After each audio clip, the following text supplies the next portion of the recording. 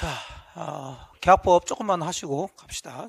계약법은 사실은 이제 채권 계약이에요. 이제 채권이 발생시키는 이제 계약인데, 채권은 항상 특정인 관계니까 지들만 알면 돼요. 그래서 계약 자유의 원칙에 의해서 계약법에 나와 있는 법조문들은 임의 규정이 많다는 거, 그걸 이제 먼저 잡고 들어가세요. 물건 법정조에 의해서 개인들이 마음대로 물건이라는 권리를 만들 수는 없죠. 그래서 물건법에 있는 법조문들은 거의 강행 규정이 많습니다. 그래서 가끔 이제 임의 규정에 해당되는 거, 아까처럼 뭐 부합물 총물에 미친다 이런 것들이 이제 임의 규정인데, 그런 게 가끔 이제 문제가 나와요. 그럼 계약법에서는 거의 대부분 임의 규정이니까 당사자 특약으로 또는 당사자 약정, 그럼 다 유효가 되는 거죠.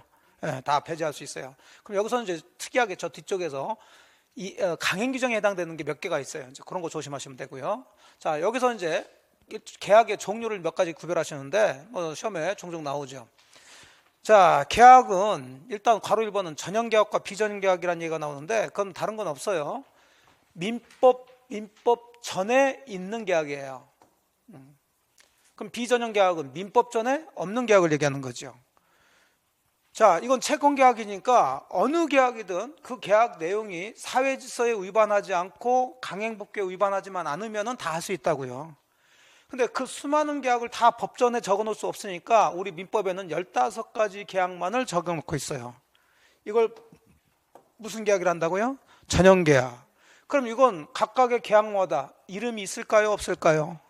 이름을 다 붙여놨죠. 매매, 교환, 임대차, 사용대차, 뭐. 그래서 이름이 있는 경우다, 이름이 있는 계약이다. 그래서 뭐라는 거예요? 유명계약이라 하는 거예요.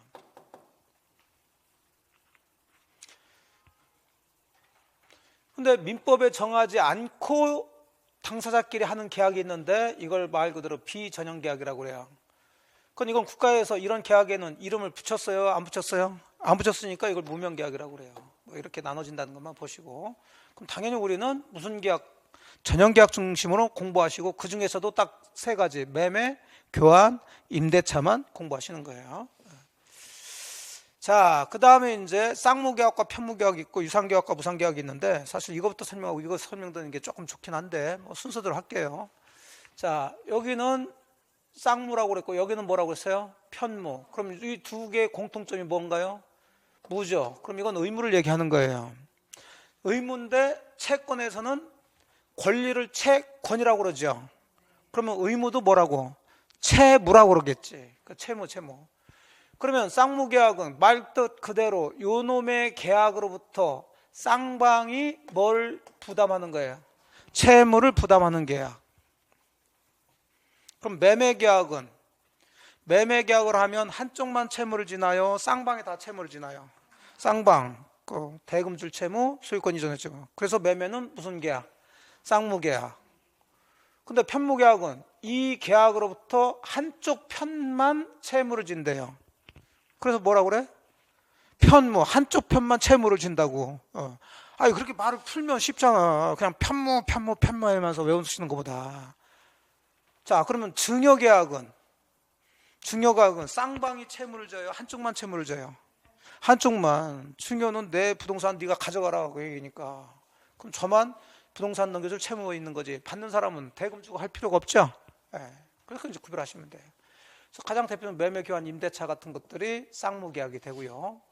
편무계약에서는 이제 대표적인 증여가 있고, 사용대차가 있는데, 사용대차는 이제 그것도 풀면 돼요. 대는 뭐예요? 손바닥 대. 대가 뭐예요? 빌려준다는 얘기예요. 빌려줘. 차는 빌리는 걸 차라고 그래요. 그래서 대차는 전부 다 빌려주고 빌리는 걸 얘기하는 거예요. 대차가 나오면. 근데 앞에 여기는 뭐자 붙였어요? 임. 그러면 뭐예요? 임대료 주고 빌려주고 빌려 사용하는 거예요. 자, 근데 여기는 뭐라고 썼어요? 사용. 자, 그러면 사용대차는 임대료를 줄까 안 줄까? 안 줘요. 그러면 빌려준 사람만 물건을 빌려줄 채무가 있는 거지. 빌린 사람은 임대료 줄 채무가 없죠. 그러니까 한쪽 편만 채무를 지고 있는 거예요. 공짜로 빌리는 거예요, 이것은. 이해되셨죠? 네. 하지만 임대차는 빌려준 사람도 빌려줄 채무가 있지만 빌린 사람도 뭐 줄 채무가 있어요? 임대료 줄 채무가 있으니까 쌍무적 계약이 되는 거지. 그러니까 사실은 이 안에, 문장 안에 아니면 단어 안에 다 의미가 다 들어있다니까요, 사실. 막 외우는 게 아니라.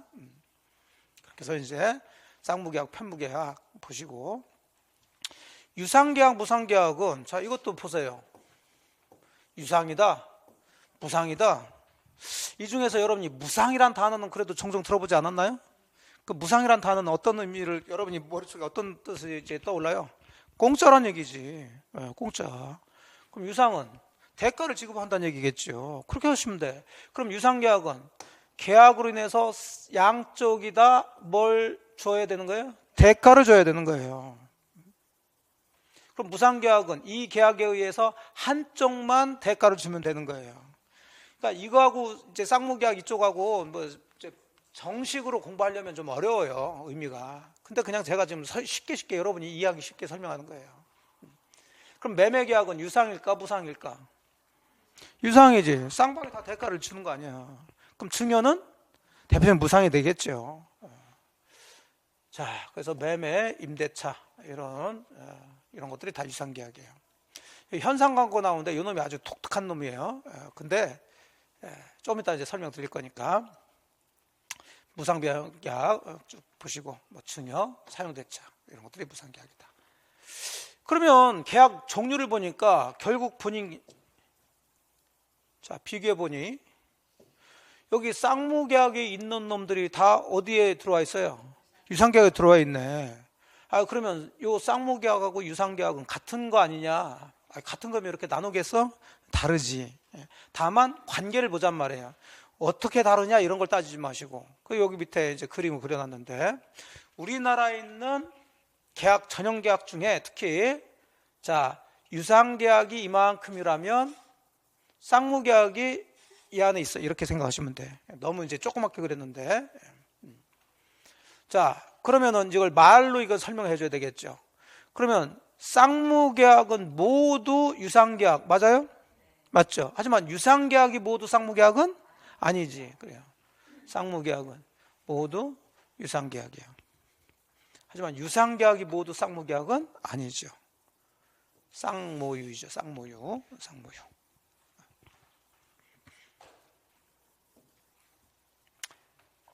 자, 그 다음 낙성계약과 요물계약이는 나오죠. 요건 계약의 성립에 따라서 나누는 거예요.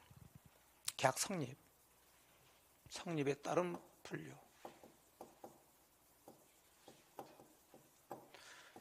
그러면 계약이라는 것은 기본으로 어떤 계약이든 하나의 의사표시만 있으면 계약이 성립돼야 안 돼요? 안 되죠. 두 개, 즉 한쪽을 뭐라 하고요? 청약, 상대방 쪽을 승낙. 이게 합치가 돼야 기본적으로 계약이 성립되겠죠? 네. 그래서 낙성계약은 청약에 대응하는 뭐만 있으면, 승낙만 있으면 뭐가 된다고? 그래서 무슨 계약? 낙성계약이라는 거예요. 승낙만으로 성립하는 계약이에요. 그러면 우리나라에 있는 계약 중에 거의 대부분이 무슨 계약이냐? 낙성계약이에요. 낙성계약. 그럼 요물계약은 이것도 계약이니까 청약과 승낙의 의사표시 합치는 있어야 돼, 없어야 돼? 있어야죠. 근데 이것만으로는 성립이 돼, 안 돼? 안 되고 요구된대요. 뭐가? 물건이나 돈 주는 것이 요구돼. 그래야지 계약이 성립된다고. 이걸 요물계약이라고 그래요.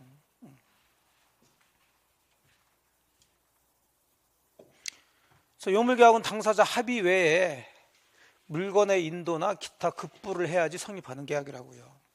그래서 요구된다고. 물건이 요물. 그래서 가끔 여기서 이제 낙성계약과 요물계약 중에, 그러면 우리는 계약법에서 주로 배우는 것은 낙성계약 중심으로 배우시겠죠? 네. 하지만 구별해봐라 할 때는 뭐가 주로 나오냐면 요물계약 쪽을 가끔 물어봐요. 왜? 낙성계약은 거의 대부분 다 할 테니까.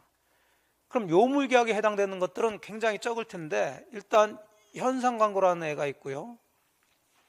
대물 변제 같은 건 보지 마시고 계약금 계약이 있어요. 이건 나중에 뒤쪽에서 배웁니다. 뭐 보증금 계약이라는 것도 있는데 이 두 가지는 요물 계약이라는 거. 그러면 이제 현상 광고가 좀 궁금하네. 근데 이거는 이제 우리 시험 범위에서 이제 벗어난 또 부분인데 이런 데서 지문이 좀 나와요. 자, 그래서 이제 이걸 간단히 설명합니다. 모르는 단어가 나오면 어떻게 하시라고요? 자르시라고. 그러면 이렇게 자르면 되겠죠? 그럼 이건 뭐냐면 현상금이라고 이렇게 들어보신 적 있나요? 현상금. 현상금 주겠다고 뭐 한 거예요? 광고하는 거예요. 그러면 그냥 주겠어요? 아니, 현상금 주겠다고 광고는 그냥 주겠어요? 그 현상금 준 사람이? 아니지. 상대방 보고 뭐 하라고. 가장 대표적인 게 길거리 가다 보면은 뭐 벽이나 이러는 거예요. 이렇게 해가지고 강아지 이렇게 사진 있고, 우리 이 뽀삐 잃어버렸습니다. 야, 이거 찾아주신 분에게 뭐 50만 원 드리겠습니다 해서 전화번호하고 이렇게 적혀지는 게 있다고 가끔 보신 적 있나요? 예. 강아지를 찾아주면 현상금 얼마? 50만 원 주겠다고 지금 뭐 하고 있어? 광고하고 있는 거예요. 응? 이게 청약이지. 여기까지 이해되셨나요? 예. 그러면 아직은 계약이 성립됐어요? 안 됐어요? 안 됐어. 그럼 여기 강아지 주인의 전화번호가 여기 적혀져 있죠? 그럼 여기에 청약에 대해서 뭘 하는 거예요? 승낙을 해야 되는데, 그럼 여기에 전화번호에다 전화해가지고 저기요, 제가 그거 좀 본 것 같은데 제가 그 강아지 찾아 드릴게요. 50만 원 주세요. 자, 이렇게 해서 상대방이 좀 그렇게 좀 해주세요 그랬어요. 자, 그래서 승낙을 했죠. 강아지 찾아주겠다고? 계약 성립됐다 안 됐다? 안 됐어. 이건 뭘 찾아줘야 돼? 강아지 자체를 찾아줘야 돼요. 그래야지 50만 원을 받지. 이해되셨어요? 그러니까 이건 있어야 되지만 이것만으로는 계약 성립되지 않고 강아지를 주어야 되는 게 요구된다고요. 대표적인 현상 광고가 요물 계약이에요. 그 다음에 이제 계약금 계약은 나중에 뒤쪽에서 봅니다. 그래서 이제 이것도 좀 외우시라고. 자, 요물 계약을 외우자. 요물 계약에 대응하는 것은 낙성 계약이죠. 거의 대부분 낙성 계약이니까 낙성 계약은 외울 필요는 없고 그냥 계약 그러면 낙성 계약 보시면 돼. 요물스러운 거. 여러분들은 누가 선물 준다고 그러면 돈이 좋아요? 아니면 그냥 물건이 좋아요? 아무래도 현금이지. 그럼 현금이지. 현금은 자, 적어도 좀 없어도 그렇고 너무 많아도 그래. 그럼 현금은 적당해야 돼. 그 현금이 뭐예요? 요물스러운 거야. 그래서 현은 뭐예요? 현상 광고. 금은 계약금, 금자 들어간 건 다 요물 계약이에요. 돈 줘야 돼. 돈 줘야 돼. 그냥 외우세요. 여기는. 자, 또 계약을 계속적 계약이란 것과 일시적 계약으로 나누는데 이건 뭘 가지고 나눌까요? 어찌됐든 계약을 했으면 뭐 쌍무계약이든 편무계약이든 어쨌든 채무가 발생돼야 한대요. 되죠? 그럼 채무는 이행을 해야 돼, 안 해야 돼? 해야지. 약속하겠으니까 약속 지키란 말이에요. 자, 이건 채무 이행에 관해서 구별한 거예요. 그럼 끝났어. 그럼 여기부터 보시면 채무 이행을 한 번만 하면 돼? 계속 해야 돼? 여기 한 번만 해도 된다고. 그냥 말도 그대로 그냥 들어가시라니까 외울 이유가 없어. 채무 이행을 한 번만 해도 그 계약의 목적이 달성하는 것을 뭐라고 그래요? 일적 계약. 그럼 여기는 채무 이행을 한 번만 해야 돼? 계속적으로 해야 돼? 계속적으로. 그럼 이제 예를 들어 봅시다. 임대차 계약은 계속적 계약에 해당될까요? 일시적 계약에 해당될까요?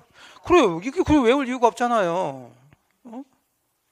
임대차 계약은 임차인이 차임을 줘야 될, 월세 줘야 될 채무가 있는데 한 번만 주고서 끝났어. 그러면 안 되지. 2년 잡았으면 2년 동안 계속 줘야 될 거 아니야. 그럼 매매 계약은 계속적 계약일까요? 일시적 계약일까요? 일시적이지. 아유, 부동산 소유권 넘겨주면 되는 거지. 안방 넘겨줬다, 건넌방 계속적으로 넘겨줄 이유가 없지. 대금도 사실 5억 잡았으면 5억 주면 되는 거지요. 다만 현실에서는 그걸 뭐 계약금, 중도금 나눠서 주지만은 기본적으로. 그러니까 이해되시죠? 예. 자, 그래서 이제 이 두 가지 이렇게 나눠지는데 이건 나중에 뭐 그렇게 많이 나오진 않아요. 이것은. 예. 그래서 쌍무계약, 편무계약, 유상계약, 무상계약, 그 다음에 낙성계약, 요물계약, 얘네들이 조금 문제를 내요. 예, 그래서 그 정도 잡으시고.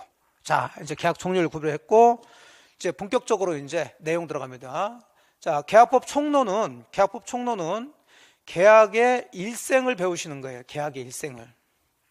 그럼 사람의 일생도 사람이 탄생하는 것부터 배워야 되겠죠? 그러면 계약은 뭐 하는 것부터? 성립하는 것도 배우시는 거예요. 그 다음에 탄생한 사람은 자라죠. 자라면서 얘가 어떤 성질을 가지고 있는지, 크면서 애들이 성질이 좀 바뀌고 그 다음에 어떤 능력을 갖게 되잖아요. 그걸 이제 계약으로 들어가면 계약에 뭐라고 그래? 효력이라고 그래. 효력. 그리고 좀 뭐하지만 언젠가는 가요, 안 가요? 가죠. 그럼 계약도 언젠가는 없어질 때가 있겠죠. 그 없어지는 것을 우리가 해제라고 해요.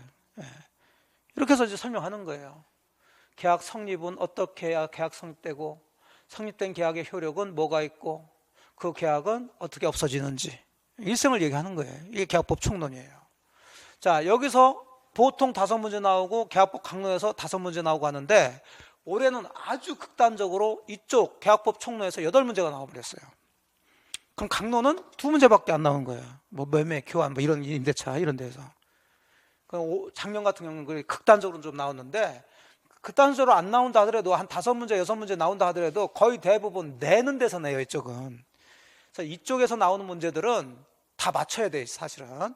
자, 그렇게 의미 이해하시고, 이제 다 볼 수는 없고요, 지금. 뭐 보실 것만 몇 개 봅시다. 자, 계약 성립 들어갑니다. 물론 뭐 작년 35회 또 나왔죠. 그럼 우리가 계약 성립의 모습에 따라서 무슨 계약 나눠졌다고 그랬어요? 성립에 따라서 낙성계약과 요물계약으로 나눠졌다고 그랬잖아요. 그러면 계약 성립을 보는데 낙성계약의 성립을 볼까요? 요물계약의 성립을 볼까요? 낙성계약의 성립을 보는 거지. 그냥 요물계약은 극히 예외적으로 이런 거 있다 보는 거고.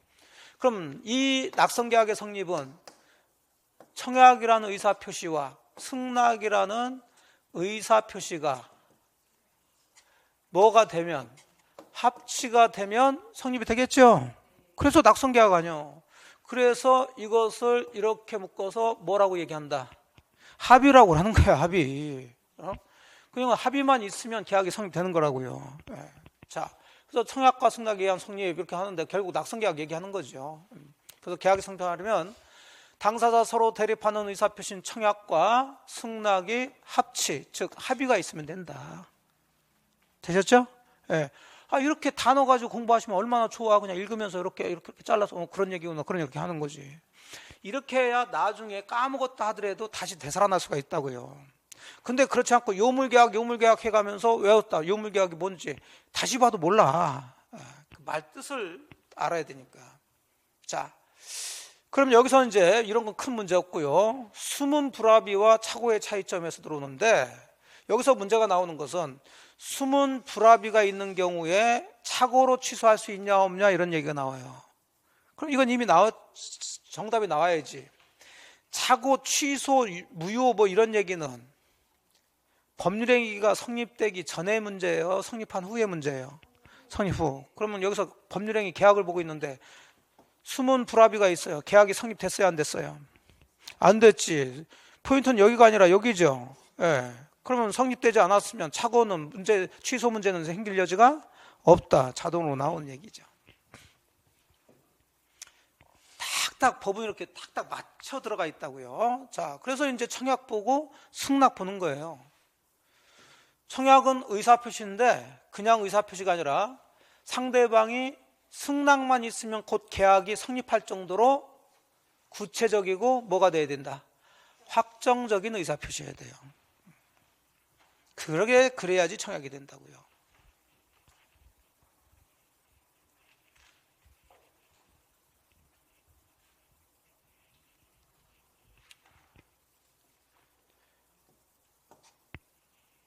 제가 여러분한테 제 부동산 사세요. 제 부동산 사세요. 그랬어요. 싸게 드릴게. 청약이에요? 아니에요?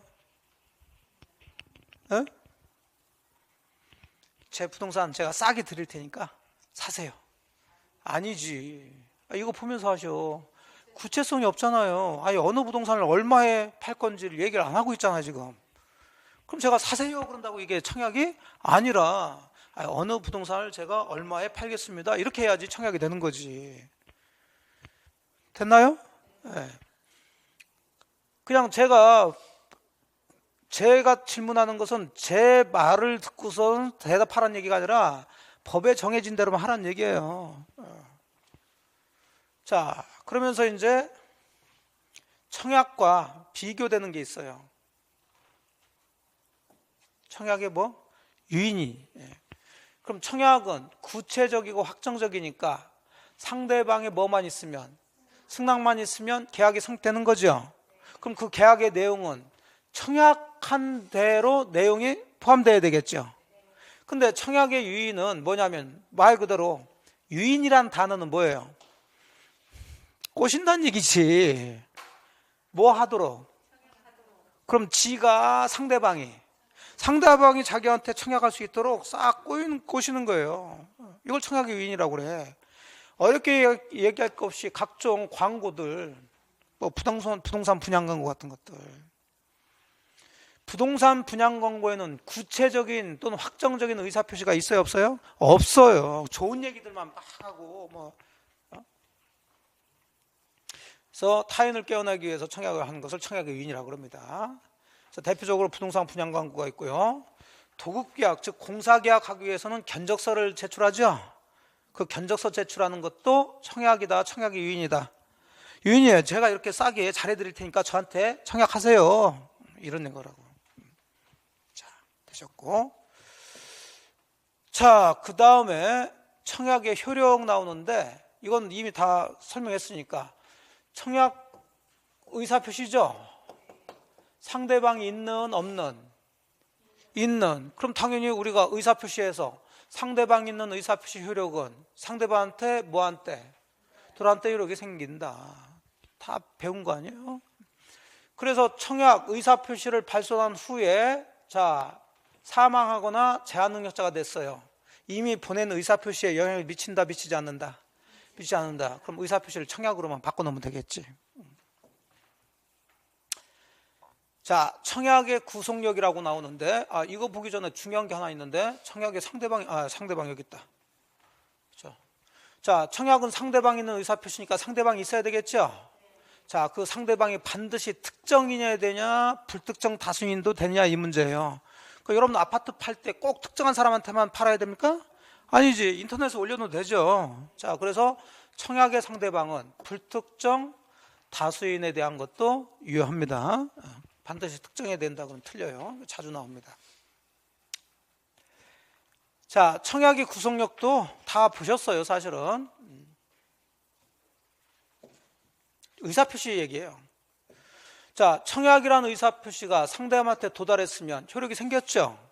그럼 상대방은 그 청약에 따라서 부동산을 살지 안 살지 고민도 할 거고, 산다면 어디서 돈도 빌리려고 할 거고, 저 청약에 따른 후속 행위를 하는데 갑자기 나 안 팔아 이래버리면 될까 안 될까? 안 되지. 그래서 철회하지 못합니다. 근데 밖에서는 일반인들은 막 철회하고 그래요, 안 그래요? 철회하지. 막 판다고 그랬다가 가격이 막 오를 것 같으면 안 판다고 막 했다가 뭐 했다가. 그러니까 그런 생각 가지면 안 된다고요. 그럼 여기서 청약의 의사표시를 함부로 철회를 못하게 하는 이유는 청약자를 위한 거예요? 상대방을 위한 거예요? 상대방이라고요. 상대방이 이 청약이라는 의사표시를 보고서 이제 듣고서 뭔가를 하게 되니까. 그러면 상대방을 보호하기 위해서 철회를 못하고 하게 되면 이 청약자는 이제 미치는 일이 벌어지는 거죠. 왜냐하면 한 번 부동산을 예를 들어서 여러분들이 저한테 여러분 아파트를 5억에 사세요라고 청약을 했어요. 저한테 도달됐습니다. 효력이 생겼어요. 근데 그 부동산 가격이 벌써 6억, 7억, 8억 올라가고 있어요. 여러분은 아니야 나 아파트 안 팔 거예요 할 수 있어요, 없어요? 있어 없어? 여러분이 저한테 5억에 아파트를 사라고 청약을 했는데 아직 제가 승낙을 안 한 상태라니까요. 근데 그 이후로 부동산 가격이 막 폭등하고 있다니까요. 벌써 아파트가 6억 7억 되고 옆에서는 지금 8억에 팔으라고 하고 있어요 지금. 자, 저한테 안 팔겠어요? 할 수 있어요 없어요? 뭘 보면서 얘기하면 되지 뭐. 못 한다니까. 근데 밖에서 막 그런다고 지금. 그러면 저야 이제 유리하잖아. 이거 당연한 얘기라니까요. 그럼 저는 금방 승낙하겠어요 안 하겠어요? 5억에 지금 여러분이 저보고 그 아파트를 지금 사라고 청약했어요. 제가 보니까 부동산 아파트 가격이 막 오를 것 같아. 좀 살짝 좀 오르고 있어. 자, 금방 승낙을 할까 안 할까? 안 하지. 기다리지. 왜? 아파트 가격이 어떻게 될지 모르죠. 떨어질 수도 있고 올라갈 수도 있는데 뭐하러 금방 승낙을 해? 어차피 여러분은 청약을 뭘 못하는데, 철회를 못하는데 이제 칼자를 제가 졌잖아요. 그럼 뭐하러 제가 금방 산다 안 산다 얘기를 해요. 그냥 가만히 있지. 그럼 계속 가만히 있어서 1년 2년 지나. 그래서 뭐 부동산 가격이 이제 막 떨어지면 안 산다고 해버리면 되는 거고, 막 올라가면 산다고 하면 되지. 이미 그럼 아파트 가격이 8억으로 올랐어. 그럼 얼마에 사면 돼 제가? 5억에 사면 되잖아. 이게 5억에 여러분이 팔린다고 그랬으니까. 이런 일이 벌어질 수 있다고. 이해되셨어요? 그러면 저를 위해서, 청약의 상대방을 위해서 청약한 사람은 함부로 철회를 못하는 대신에 그 청약한 사람은 평생 그 청약에 묶여가지고 상대방이 언제 승낙할지 그것만 보면서 살 수는 없으니까 이 청약에서 벗어날 수 있도록 해줘야 되겠지. 그거 당연한 거 아니에요? 네. 그러려면은 여러분의 청약을 철회를 못하는 대신에 여러분의 청약이 평생 살아있게 하면 안 되겠죠. 일정 기간이 지나면 없어지게 만들어야지. 이해됐죠? 네. 그게 당연한, 이쪽은 외우는 게 아니에요. 이게 당연한 걸로 이게 읽어보시면 돼. 그래서 청약에 뭘 잡아놓은 거예요? 존속기간을 잡아놓은 거예요. 철회를 못하는 대신에 청약은 평생 살아있는 게 아니라 일정 기간만 살아있고 그 기간 지나면 그 기간 동안에 상대방이 아무 얘기 없으면 없어지게끔 돼 있다고. 사실은 청약의 존속기간이라고 하고 있지만 법조문에서는 승낙기간이라고 그래요. 이걸 승낙기간. 왜? 상대방인 제 입장에서 이 계약을 체결시키려면 요 기간 내 뭘 해야? 승낙을 해야 계약이 성립되는 거지. 그래서 이걸 승낙기간이라고 그래요. 자, 의미 이해되셨죠? 그럼 이건 두 가지인데 이건 읽으시면 돼. 자, 여러분이 저한테 청약하면서 뭘 정해놨나요? 승낙기간을 정했다니까. 자, 이거 뭐 정말 이쪽은 너무 쉬워. 여러분이 여러분 A 아파트를 저한테 5억에 사라고 청약을 했는데 그냥 5억에 사세요 하지 말 한 게 아니라, 자, 1월 2일 날 저한테 청약을 해가지고 1월 3일 날 도달이 됐는데 여러분 이 청약하면서 승낙기간을 1월 20일로 정했다고요. 그래서 1월 20일까지 승낙하지 않으면 이 청약은 자동 없어집니다. 이렇게 해가지고 저한테 청약을 했다고. 이해됐죠? 도달됐어. 그럼 자동으로 제가 여러분이 정해진 승낙기간에 승낙을 하지 않아서, 자, 여러분한테 1월 20일까지 승낙이 도달되지 않았다면 당연히 여러분의 청약은 살아있을까? 효력이 없어질까? 없어지죠. 그 얘기를 하는 거예요. 그럼 읽으면 돼. 그 기간 내 청약자가 승낙의 통지를 받지 못한 경우에는 효력을 잃는다. 이걸 외웁니까? 이걸? 당연한 얘기지. 자, 근데 승낙기간을 정했어요? 정하지 않았어요? 정하지 않았어. 그냥 1월 2일 날 청약만 하고 이런 얘기를 안 했다고요. 그렇다고 이 청약이 평생 살아있으면 안 되겠죠? 그럼 항상 우리 법에서 기간을 정하지 않았다 그러면은 무슨 기간? 상당한 기간 내. 똑같아. 청약자가 상당 기간 내 승낙 통지를 받지 못하면 효력을 잃는다. 자, 되셨고. 자, 넘어갑니다. 이제 승낙을 보죠. 이런 거 읽을 필요도 없어요. 시험에 나오지도 않고 이론적인 얘기니까. 자, 승낙은 일단 상대방을 잡아야죠. 청약의 상대방은 특정인이어야 된다. 불특정 다수인도 가능하다. 불특정 가능성이. 그럼 승낙의 상대방도 불특정 다수인에 대한 승낙 할 수 있을까요? 없지요. 반드시 청약자에 대해서 해줘야 되겠죠. 그래서 특정인, 청약자에 대해서 해줘야지. 불특정 다수인에 대한 승낙이라는 것은 효력이 없어요. 자, 그러면서 이제 뭐 나온 대로 할게요. 제 논리하고는 조금 적은데, 승낙을 하긴 했는데 어떻게 승낙을 했냐? 변경을 가해서 승낙을 했대요. 이것도 그대로 그냥 읽으시면 돼. 여러분이 지금 저한테 여러분의 A 아파트를 5억에 사라고 청약을 했다고요. 그래서 1월 20일을 승낙기간을 잡아가지고 했어. 제가 괜찮아, 이 건물 부동산 괜찮아서 살 마음은 있는데 이 가격이 좀 그러네. 그래서 제가 뭐라고 그러냐면 4억 5천에 제가 살게요 라고 승낙을 해서 요 기간 내 여러분한테 도달돼서 만일에 1월 제가 1월 만일에 한 10일 정도에 발송해 가지고 11일에 도달됐다. 그럼 기간 내 도달은 됐죠? 계약 성립됐어요? 안 됐어요? 안 됐지. 여러분 얼마에 팔려고 그러는데 저는 얼마에 사겠다고. 자, 이게 청약의 내용을 뭐해서 변경해서 승낙을 한 거 아니야. 그러니까 이건 계약은 성립되지 않은 거예요. 그러면 이 의미는 어떤 얘기냐면 저는 여러분의 청약을 받아들인 거예요, 거절한 거예요? 거절했지. 대신에 얼마에 사겠다고, 4억 5천에 사겠다고 여러분한테 뭐 한 거예요? 청약한 거지. 그러면 변경을 가한 승낙은 청약을 뭐함과 동시에, 거절함과 동시에 새로 청약한 것으로 보면 되는 거지. 그래서 여러분이 여기에 대해서 그래요, 그럼 4억 5천에 팔겠습니다 라고 승낙하면 4억 5천에 계약이 성립되는 거고, 가만히 있으면 5억이든 4억 5천이든 계약은 성립되지 않은 거겠죠. 자, 청약의 조건이나 기타 변경을 붙여서 승낙을 했으면 청약 거절과 함께 새로 청약한 것으로 보고 있다고요. 되셨고, 승낙의 자유는 뭐 갑자기 이게 나오고 또 뭐 이게 나오고 저희 왔다 갔다 하는데 뭐 나온 대로만 할게요. 제가 순서를 제가 또 바꾸면 왔다 갔다 하면 여러분이 또 힘드니까.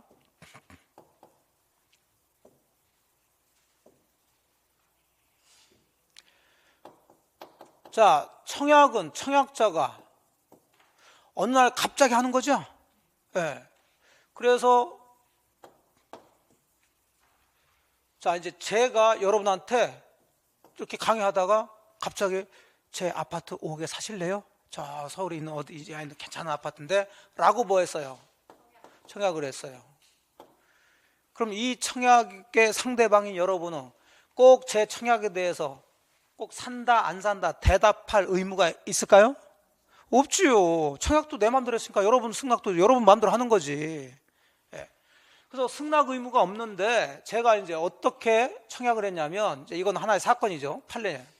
그냥 청약을 한 게 아니라 1월 2일 날 청약을 하면서, 자, 1월 10일까지 아무 얘기가 없으면 여러분이 승낙한 것으로 그냥 간주해버립니다 라는 내용을 여기에 붙여가지고 청약을 했더라는 거죠. 여기까지 이해됐나요? 그래서 여러분한테 도착이 됐어요. 자, 그럼 여러분은 꼭 이제 1월 10일 날까지 승낙할지 말지 이런 얘기를 꼭 해줘야 됩니까? 아니지. 이건 저의 일방적 의사표시로 해서 그냥 보낸 거죠. 예. 그래서 여러분이 1월 10일까지 아무 얘기 없다고 해서 저의 의사대로 승낙한 것으로 봐가지고 계약이 성립되는 것은 아니지. 여러분 그냥 이런 청약을 받으면 어떻게 하면 돼요? 에이, 미친놈 하고 무시하면 되잖아. 뭘 여기에 구속이 되냐 이거지. 됐어요?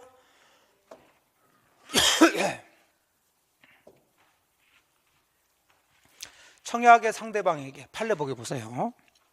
청약을 받아들일 것인지 여부에 관해서 대답할 의무가 있어 없어? 없어. 따라서 청약자가 미리 정한 기간 내 이의를 하지 않으면 승낙한 것으로 간주한다는 뜻을 청약시에 표시했다 하더라도, 자, 상대방을 구속한다 구속하지 않는다 쓰지 않는다고요. 상대방은 거기에 꼭 맞춰야 될 필요가 없다고.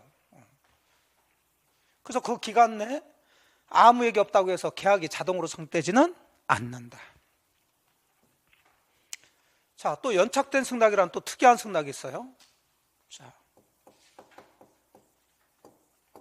특이하지도 않는데, 여러분이 저한테 여러분의 부동산을 5억에 사라고 청약을 1월 2일 날 해서, 자, 1월 3일 날 도달이 됐어요.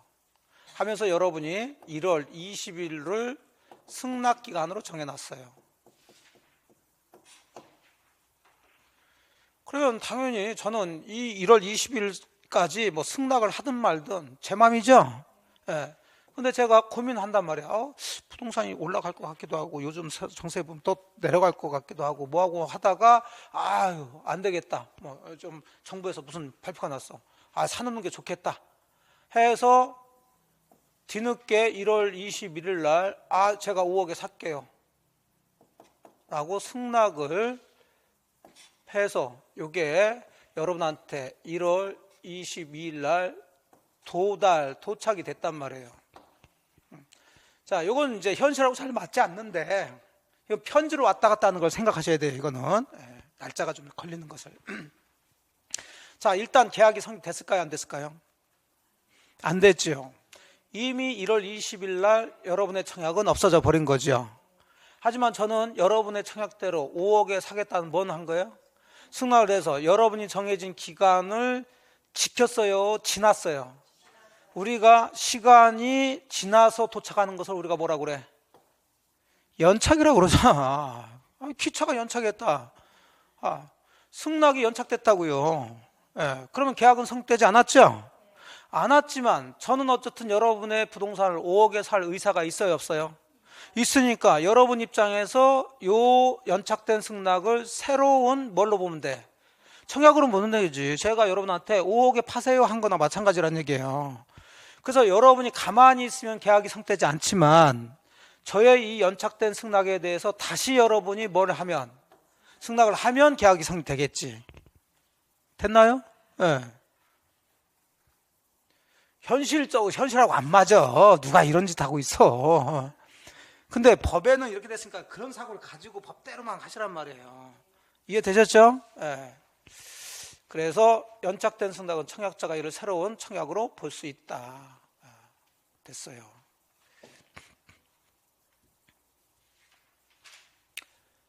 자, 그 다음에 이제 괄호 3번의 계약 성립 시기를 봅니다. 자, 이제 대화자 간하고 격지자 간 얘기가 나오는데 사실은 이제 포인트는 이쪽인데, 이 대화자와 격지자, 특히 격지자라는 얘기는 격은 뭐냐면 떨어져 있다는 얘기죠. 네. 그럼 떨어져 있는 사람들끼리라는 얘기인데, 그럼 여기서는 떨어져 있다는 의미가 있어요. 지리적으로 떨어져 있는 경우도 있겠죠. 네. 안양에 있고 서울이나 부산에 있고 지리적으로 떨어졌어. 자, 여기서 말하는 격지는 그렇게 지리적으로 떨어진 걸 얘기하는 거 아니에요. 여기서 떨어졌다는 것은 상대방의 의사표시를 이해하는 데 시간이 걸려요. 시간적인 떨어짐을 얘기하는 거예요. 이해됐죠? 네. 자, 여러분이 안양에 사시는데 부산에 있는 사람한테 전화로 또는 핸드폰으로 내 아파트 5억에 사셔, 이렇게 얘기하고 있어요. 이거 대화자예요? 격지자예요? 대화자지. 근데 편지로 꼭꼭 눌러서 가지고 이 추운데 어쩌고 저쩌고 하면서 이렇게 5억에 사라고 써서 붙였어. 뭐예요? 격지자예요. 근데 법은 이걸 중심으로 해서 규정이 돼 있단 말이에요. 법은 만든 지가 오래됐기 때문에. 그러니까 현실하고는 안 맞지만 어쨌든 법이니까 시험 문제는 이걸 나오죠. 그래서 격지자 간에 이제 예를 듭니다. 자, 여러분이 저한테 여러분의 부동산을 5억에 사라고 청약을 했어요. 하면서 승낙기간을 1월 20일로 잡았어.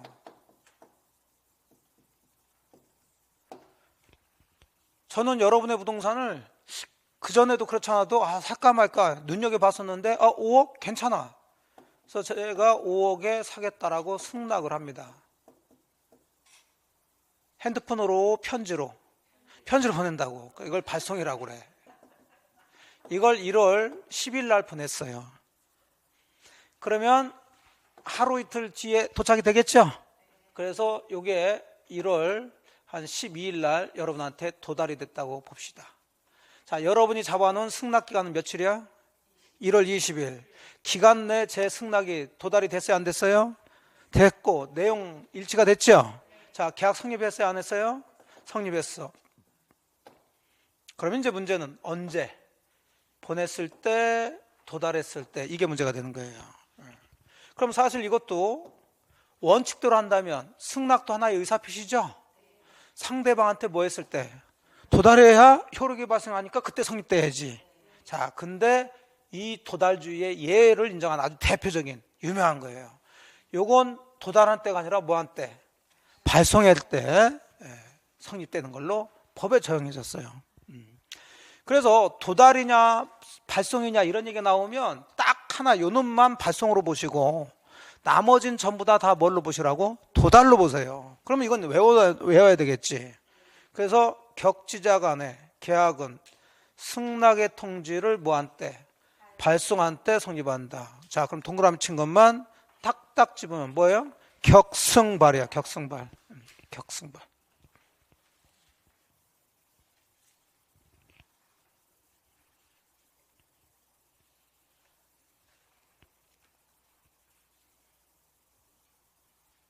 그렇게 해서 외워두시면 돼요.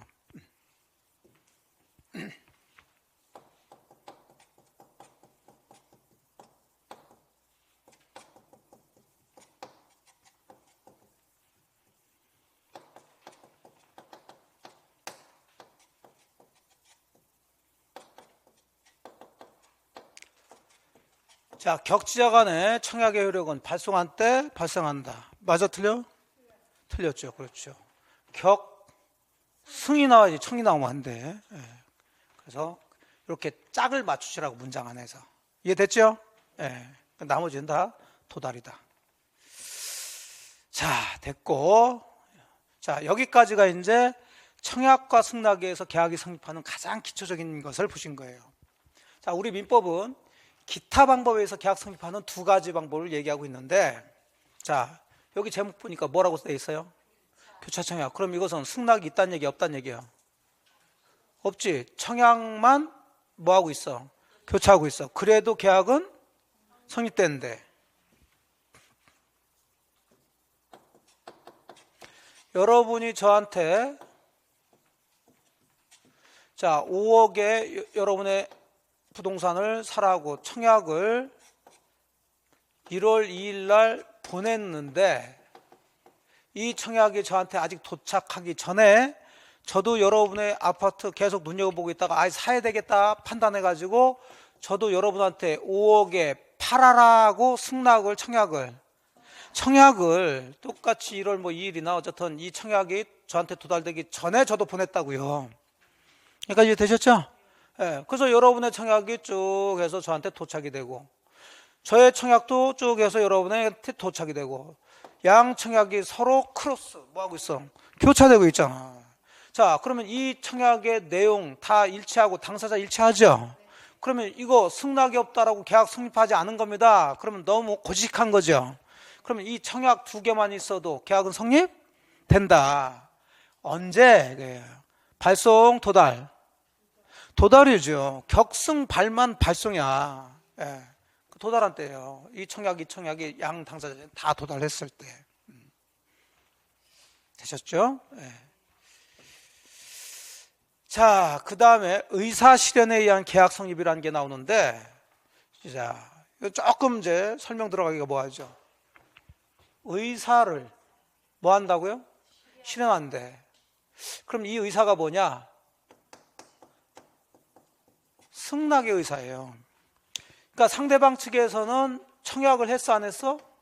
했어요. 그럼 이 청약에 따라서 뭘 해야? 승낙의 의사표시를 해야 계약이 성립되는데, 이 사람은 뭐 서로의 어떤 의사표시나 아니면 관습에 의해서 승낙의 의사표시 필요 없이 그걸 행동으로 뭐 시키는 거예요? 실현시키는 거예요. 실현, 행동으로 옮기는 거예요. 가장 대표적인 예가 주차장 예를 많이 드는데, 여러분이 자동차 끌고 다니다가 요즘 주차난이 굉장히 심해. 주차할 게 없어. 근데 삥삥 돌다 보니까 자, 유료 주차장이 보여요. 그럼 거기에 30분에 얼마씩이라고 써 있어, 안 써 있어요? 이게 주차장 측에서 여러분한테 뭐 한 거예요? 청약을 한 거죠. 그럼 여러분이 차에서 내려가지고 예, 제가 30분에 얼마씩 해서 주차하겠습니다, 승낙하고 들어가나요? 아니지, 그냥 몰고 들어가지. 행동으로 옮기죠. 그리고 주차를 해버리잖아. 자, 주차 계약이 성립됐어요, 안 됐어요? 됐죠. 그러니까 나올 때 주차비를 내야지. 나 승낙 안 했으니까 나 주차비 안 냅니다, 이렇게 해줄 수가 없죠. 계약이 성립됐다고요. 이해됐죠? 이런 걸 뭐라 그런 거예요? 의사실현에 의한 계약의 성립이라고 그래요. 그럼 이것도 언제 그럼 계약이 성립됐냐? 그게 문제가 되는데, 그럼 주차장 측에서 여러분이 이 주차장에 주차한 것을 알아야 돼요? 알 필요까지는 없어요. 알 필요는 없지. 그냥 주차했을 때, 그 행동을 했을 때 계약은 성립된 거예요. 그래서 관습에 의해서 승낙의 통지가 필요하지 않을 경우에는 계약은 승낙의 의사표시를 인증되는 사실이 있는 때 성립이 된다. 자, 되셨죠? 이렇게 해서 이제 계약 성립하는 모습들을 쭉 이제 살펴보신 거예요. 자, 그 다음 이제 문제, 두 문제 정도 푸시고 나머지는 기초 개념만 빨리빨리 체크하고서 좀 끝내도록 할게요. 자, 프린트에 5번 문제 봅시다. 계약 성립에 관한 설명으로 틀린 것 그랬네요. 자, 청약은 의사표시인데 그냥 의사표시면 안 되고 어떻게 돼? 구체적 확정적이어야 된다고요. 아파트 분양 광고는 청약이에요, 청약의 위인이에요? 청약의 위인. 나한테 아파트 청약을 하러 오라고. 자, 3번 당사자 간의 동일한 내용의 청약이 상호 뭐 됐어? 교차 청약이죠. 어느 때 계약이 성립된다고? 도달인데 발송했으니까 이놈이 틀렸죠. 그게 굉장히 쉬워요, 이쪽은. 승낙자가 그냥 승낙한 게 아니라 청약에 대해서 조건을 붙여서 승낙했죠. 변경을 한 승낙은 청약의 뭐와 거절과 동시에 새로 청약한 것으로 본다. 청약자가 미리 정한 기간 내, 자, 그럼 이건 승낙 기간을 정했다는 거죠. 아니, 그게 아니죠. 미리 정한 기간 내 이 일을 하지 않으면 승낙한 것으로 본다 라는 뜻을 청약시에 표시했다 하더라도 상대방 측은 여기에 구속돼야 안 돼요? 안 되지. 뭐라고 한다고 그랬어요? 미친놈하고 무시하라고 그랬죠. 자, 그래서 정답은 3번이 되는 거예요. 자, 6번 들어갑시다. 청약은 불특정 다수인을 상대로 할 수 있어요, 없어요? 있죠. 승낙은 안 돼. 자, 청약은 특별한 사정이 없는 한 철회하지 못한다. 격지자 간의 계약은 자, 승낙의 통지를 뭐한 때? 발송한 때. 맞았고. 4번 청약자가 청약의 의사표시를 발송한 후 제한 능력자가 됐어요. 이미 발송된 청약에 영향을 미친다, 미치지 않는다? 미치지 않는다. 똑같은 문제 낸 거예요. 5번. 청약자가 청약의 일정 기간 내 이의를 제기하지 않으면 승낙항소 본다는 뜻을 표시했어요. 이의 없이 그 기간이 지나면 계약이 성립되나요? 말도 안 되지. 5번이 되는 거예요. 자, 됐죠? 네, 뭐 이런 걸 여러분 배우시는 거니까 큰 문제 없어요. 자, 이제 계약 성립하는 거 보셨고, 자, 이제 지금부터는 이제 조금 기초 개념들만 빨리빨리 체크하고, 좀 계약법 총론까지는 좀 마무리 할게요. 조금 뭐 시간이 됐지만. 자, 이제 제가 계약법 총론은 계약의 일생을 본다고 그랬어요. 이제 계약 탄생한 걸 보셨어요. 그럼 탄생한 계약에 뭘 봐야 돼? 효력을 보셔야 돼. 근데 모든 계약의 효력을 보기는 뭐하니까 주로 여러분들, 우리 공인중개사들은 쌍무계약과 편무계약 중에 뭐를 중개를 할까요? 쌍무계약이지. 매매계약 이런 걸 중개하지. 증여를 계약하고 중개하고 그러지는 않죠. 그래서 쌍무계약의 효력을 보시는데, 이 쌍무계약에는 자, 두 가지의 특이점이 있어요. 물론 세 가지지만 우리가 봐야 되는 두 가지예요. 자, 쌍무계약은 하나의 계약으로부터 쌍방이 뭘 지고 있는 거예요? 채무를 지고 있는 거죠. 여러분하고 제가 여러분의 부동산에 대해서 5억 원의 매매 계약을 했다면, 자, 이거 쌍무계약이죠? 저는 여러분한테 5억 대금을 줄 뭐가 있고요? 채무가 있고, 대신에 여러분은 저한테 소유권을 이전해 줄 뭐가 있어요? 채무가 있죠. 그러면 저의 대금 채무와 여러분의 그 부동산 소유권 이전 채무는 하나의 매매 계약으로부터 나온 거죠. 그래서 이게 쌍무계약인데, 그러면 여러분의 채무와 저의 채무는 아무 관계가 없을까요? 서로 밀접한 관련이 있을까요? 밀접한 관련이 있지. 같은 곳에서 탄생한 거니까. 이런 걸 결연관계라고 그랬다고 그랬어요. 결연관계. 이해되셨죠? 예. 요것 때문에 쌍무계약은 다른 계약과 다른 몇 가지의 효력이 있더라는 거예요. 가장 기본적으로 그러면 요 채무는 어쨌든 채무니까 이행을 해야 되겠죠? 그럼 우리가 상식적으로, 이것은 상식이에요. 동시에 주고받아야 될까? 누가 먼저 이행을 해야 될까? 동시에 이행을 해야 되겠죠. 그래서 보통 매매계약 1월 2일 날 했다 하더라도 한 2월 10일 날 이행기를 잡아줬으면 2월 10일 날 저는 대금 가지고 오고 여러분 등기서류 가지고 와서 주고 받고 이렇게 해서 끝나게 되는 거죠. 무슨 관계 있다고요? 동시이행 관계 있는 거예요. 그게 공평하단 말이죠. 자, 그런데 이렇게 동시행 관계에 있는 쌍방의 채무를 지고 있는 사람 중에 한쪽에서 제가 2월 10일 날 대금을 주지도 않으면서 여러분 보고 빨리 그 부동산 소유권 이전해 주세요. 자, 이러면 여러분은 2월 10일 날 소유권 이전해 준다고 정해놓긴 정해놨죠? 이전해 줄 거예요? 안 해주겠지. 저의 채무를 이행하지 않는데 여러분의 채무를 이행할 필요는 없겠지. 아무리 2월 10일 날 여러분이 소유권 이전해 주겠다라고 약속을 했다 하더라도 저의 채무와 무슨 관계 있으니까? 동시관계 있으니까 제가 잔금 주면서 이전 등기 해달라고 하면 줘야 되겠지만 제가 주지도 않으면서 여러분 보고 소유권 이전해달라고 그러면 여러분 아무리 2월 10일 날 소유권 이전해 주겠다라고 약속을 했다 하더라도 해줄 필요가 없더라. 자, 이걸 동시이행에 뭐라고 그러냐면 항변권이라고 그래요. 거절할 수 있다고. 무슨 얘기 이해되셨어요? 이게 무슨 공부할 일이야. 이거 당연한 얘기지. 반대로 저도 마찬가지죠. 여러분이 2월 10일 날 등기서류 가지고 오지도 않았으면서 저보고 잔금 달라고 그러면 제가 잔금 주겠어요? 안 주겠어요? 안 주고 거절하겠지. 그럴 수 있는 권리가 생기겠죠. 그걸 뭐라고 그런다고요? 동시에 항변권이라고 그래요. 이게 괄호 2번 이행상의 결연성이에요. 쌍무계약의 각 채무는 일방 채무가 이행될 때까지 다른 상대방의 채무도 이행하지 않아도 된다는 관계에 서게 된다. 자, 이걸 무슨 관계라고 그러냐면 동시 이행 관계라고 그래요. 좀 어렵게 써놨는데, 그래서 공평의 이상을 반영한 동시행 항변권이라는 게 발생될 수 있다고요. 그럼 이걸 배우시는 거예요. 이제 동시행 항변권이라는 걸.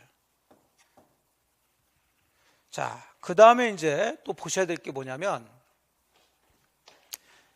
자, 매매계약이라는 쌍무계약으로부터 판 사람은 소유권 이전 채무, 산 사람 대금 채무라는 두 개의 채무가 발생됐어요. 자, 이행 측면에서는 이 두 개의 채무는 무슨 관계? 동시행 관계. 근데 한쪽에서 이행하지 않은 상태에서 달라고 그러면 상대방도 거절할 수가 있다. 이걸 무슨 건? 동시행 항변권이라고 그래요.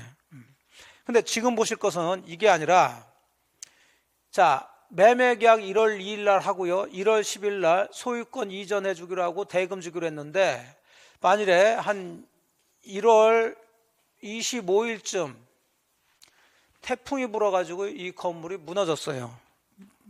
겨울에 태풍이 부는지 모르겠지만, 자, 그러면 여러분은 이 건물을 2월 10일 날 소유권 이전해 줄 수 있어요? 없어요?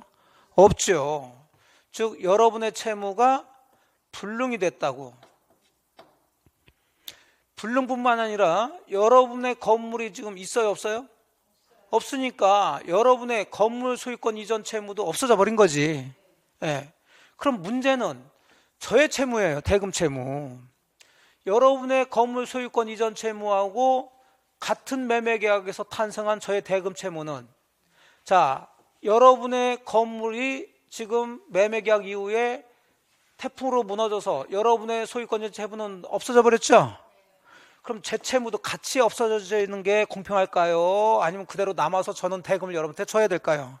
같이 없어져야지. 그게 공평하지.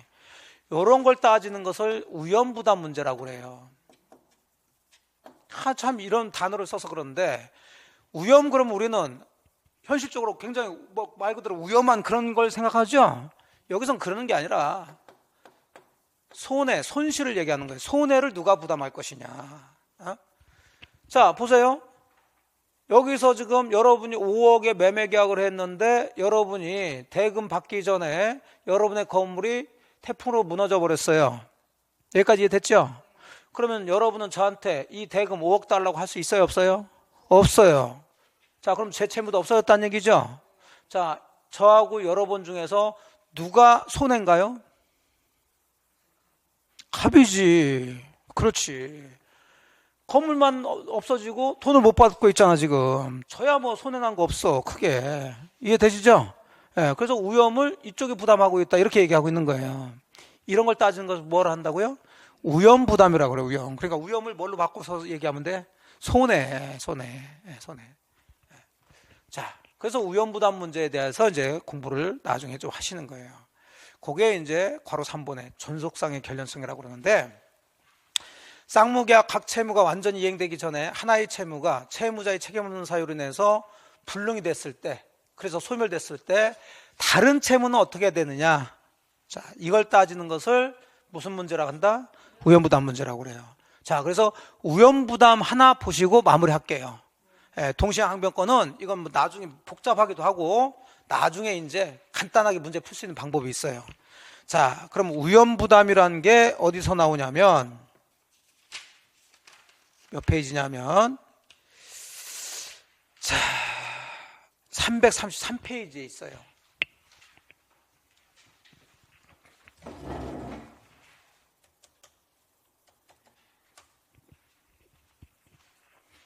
자, 찾으셨죠? 네, 이것도 자주 나와요. 거의 뭐 그 채권법 총론은 거의 테마가 거의 대부분 다 나와요. 자, 위험부담이라는 게 무슨 뜻인지는 제가 간단히 설명해 드렸는데, 자, 말로 얘기해 봅니다. 말로. 자, 일단은 위험부담은 무슨 계약에서만 나타난다? 쌍무계약에서만 나타나요. 한쪽 채무가 없어졌을 때 상대방의 채무가 이렇게 되니까. 그러면 일방의 채무가 불능이 돼야 되죠? 자, 그럼 아까 설명드린 것처럼 계약 전부터 불능인 거예요? 계약 후에 불능인 거예요? 후에. 무슨 불능이라고 배웠어요? 후발적 불능. 자, 이제 마지막 하나 체크합니다. 그럼 그 일방의 채무가 후발적 불능이 되는 것은 두 가지 이유가 있어요. 채무자의 귀책 사유, 채무자의 책임으로 불능이 되는 경우가 있고, 채무자 책임이 아닌 불능이 있다는 얘기죠. 자, 아까 태풍으로 무너져서 불능이 됐죠? 채무자 책임인가요? 아니야. 그래서 채무자의 뭐 없는 사유로, 책임 없는 사유로 후발적 불능이 됐을 때 이때만 위험부담 얘기가 나오는 거예요. 그럼 뒤집으면 편무계약에서는 위험부담 얘기가 나올 수가 없고, 후발적 불능이라 하더라도 채무자의 책임 있는 사유로 후발적 불능일 때는 위험부담 얘기가 나올 수가 없어요. 이해되셨죠? 네. 그러면 그 위험, 자, 위험은 뭐라고 해석하시라고 그랬어요? 손해를 누가 부담할 것이냐. 그럼 여기서는 채무자와 채권자를 구별하셔야 되겠죠? 그러면 사실은 쌍무계약이니까 양쪽 다 채무자가 될 수도 있고 양쪽 다 채권자가 될 수는 있어요. 근데 항상 불능에서는 대금줄 채무는 불능이 나올 수가 없다. 왜? 대금은 이 세상에 돈이 있어요, 없어요? 있어. 자기가 돈 없다고 돈을 못 주는 게 아니에요. 돈을 주겠다라고 약속했으면 자기가 돈이 없다 하면은 다른 데서 구해가지고 줘야지. 그러니까 불능이라는 건 있을 수 없어요. 나라가 망하지 않는 한. 그럼 불능은 부동산 측이 불능이에요. 항상. 이해됐나요? 그러면 주로 사례가 매매계약을 얘기하는데, 그럼 매매계약 파트에서는 매도인, 매수인 그러지만, 자, 불능에서는 불능이 될 수 있는 것은 부동산 채무가 불능이 되는 거예요? 대금 채무가 불능이 되는 거예요? 부동산. 그러니까 매도인 측이 항상 뭐가 되는 거예요? 채무자가 되는 거예요. 예. 그럼 매수인, 산 사람은 자동으로 뭐가 된다? 채권자가 되는 거예요. 물론 대금 채무에서는 채무자지만 불능에서는 이렇게 딱 정해져 있다고요. 이해되셨죠? 예. 자, 이런 상태에서 그러면 채무자의 책임 없는 사유로 후발적 불능이 됐을 때 그 손해를 채무자가 부담하냐 채권자가 부담하냐 이 얘기라고요. 자, 이건 원칙과 예가 나오는데 원칙적으로 아까 보신 것처럼 그냥 그림으로 하면 다 끝나요. 자, 1월 2일 날 매매 계약을 했었는데 1월 20일 날 태풍으로 무너졌다. 자, 후발적 불능인데 채무자의 책임 없는 사유로 불능이 됐죠. 자, 또 태풍으로 무너진 게 채권자 책임인가요? 아니야. 그러면 쌍방의 책임 없는 사유로 불능이 된 거죠. 자, 그러면 갑의 소유권 이전 채무는 없어졌어. 그러면 의뢰 대금 채무도 같이 없어져야 되니까. 자, 이제 문장을 만듭니다. 이럴 경우 그러면 채무자는 채권자한테 대금 달라고 청구할 수 없다. 즉 상대방의 채무 이행을 청구할 수 없다. 이렇게 끝나줘야지. 청구할 수 있다 그러면 틀리죠. 그러니까 어려운 거 아니에요. 다만 이제 정리를 해줘야 돼요. 그럼 이미 매매 계약은 했어요, 안 했어요?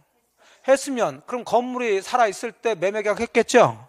매매 계약하면서 계약금을 줬을 거 아니에요? 5천만 원. 근데 그 이후에 1월 20일 날 태풍으로 무너졌어요. 자, 그러면 갑은 을한테 대금 달라고 할 수 없죠? 그럼 여기서 끝나면 안 되지. 이미 얘는 5천만 원 줬잖아요. 그럼 돌려줘야 돼? 지가 먹어야 돼? 돌려줘야지. 그게 공평하죠. 그럼 얘 입장에서는 줬던 계약금은 그럼 돌려달라 이렇게 청구해야 되겠죠? 예, 그러고 끝내란 얘기예요. 이걸 채무자 우연부담주의라고 그래요. 얘가 손해란 얘기죠. 이해됐죠? 예. 그 법조문 읽으시면 돼. 자, 쌍무계약 당사자 일방의 채무가 자 쌍방의 책임 없는 사유로 이행할 수 없게 될 때 채무자는 상대방의 이행을 청구할 수 있다, 하지 못한다? 하지 못한다. 자, 법조문은 이렇게 돼 있지만 대신에 여기 이미 반대급부 계약금 같은 걸 줬으면 이런 거 써놓으면 좋은데 계약금 등 또는 중도금 등 이런 걸 줬으면은 달라고 청구할 수 있다. 요거 아주 정답으로 많이 냅니다. 우연부담에서는 할 수 없다 이런 식으로 당연히 돌려줘야지. 자, 이걸 무슨 우연부담주의라고 그래요? 채무자. 이게 원칙인데 예외적으로 채권자가 우연부담을 지는 경우가 있어요. 그 얘기는 결론부터 얘기하면 건물은 무너져서 소유권 이전을 해주지 못하는 대신에 채무자 입장에서는 을 보고 대금 달라고 청구할 수? 아니 누가 지금 우연부담을 준다고요? 그럼 당연히 대금 달라고 청구할 수 있어야지. 이때는 아니 지금 상황은 얘기 안 했는데 지금 무슨 부담주의가 있어요? 그럼 채권자가 위험을 부담한다는 것은 채권자가 손해라는 얘기잖아요. 그러면 얘는 지금 건물은 샀는데 건물은 이전 못 받고 대금을 줘야 되니까 얘가 손해지. 지금 제가 결론부터 말씀드린 거야. 그냥 여러분이 채무자 위험, 채권자 위험하고 그냥 그렇게 하지 마시고 채권자 위험이라는 것은 채권자가 뭘 본다?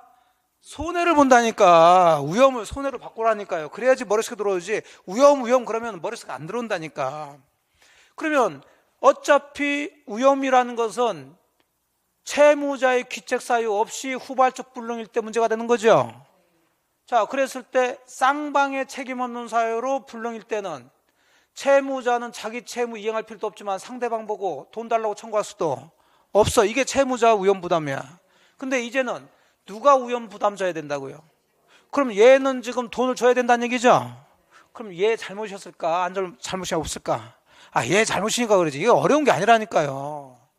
1월 2일 날 계약을 했는데 1월 10일 날 또는 1월 20일 날 얘가 샀지만은 아직 지 거예요? 아니에요? 아니잖아. 근데 얘가 생일 맞아 했다고 판 사람 보고 제가 조금 있으면 이제 제 거 되니까 여기서 우리 친구들하고 생일 파티나 좀 열었으면 좋겠습니다.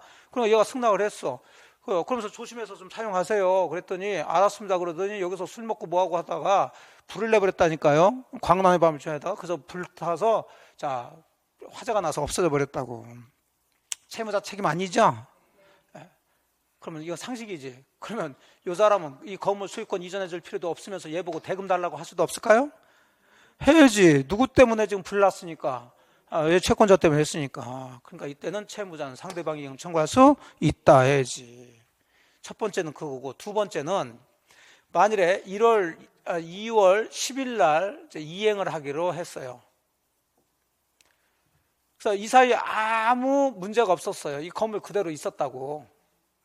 그러면 1월 20일 됐으면 이쪽에서는 소유권 이전 채무를 뭐 하고요?